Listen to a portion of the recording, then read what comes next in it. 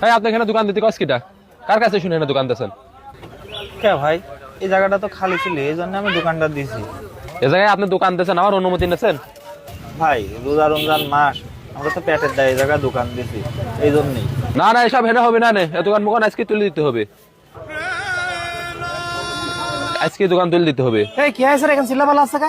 ভাই দেখেন, এই রোজার মধ্যে আমি গরিব মানুষ ভাই, এই জায়গায় ইফতার বানা বিক্রি করি ভাই, আর উনি এসে আমাকে এরকম দোকানটা বন্ধ করে দিতে বলতেছে।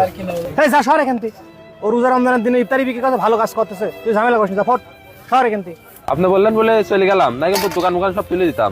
যা যা যা ভাই, এবার তুমি ব্যবসা করো, কোনো সমস্যা নাই, কেউ আর ঝামেলা করবি না। যাক ভাই, আপনি আমার অনেক বড় উপকার করলেন ভাই। আরে সমস্যা না ভাই, তোমার এখানে কি কি আছে সপ্তাহে 5টা টাকা দাও তো। এই নেন ভাই, সব দিয়ে দিচ্ছি। কয় টাকা হইলি বিল? আরে ভাই কি যে বলেন, আপনি আমার এত বড় উপকার করলেন, আবার টাকা দিতে চাচ্ছেন? যান যান ভাই, টাকা দেওয়া লাগবে না। আরে রাখো টাকা রাখো। না না ভাই, আপনি জান তো ভাই, যান যান। আচ্ছা ঠিক আছে। আচ্ছা ভাই, ঠিক। যাক, এই দুনিয়ায় এখনো ভালো মানুষ আছে।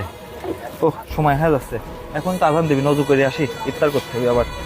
এই নে, একটা তোর, একটা আমার। গেলারি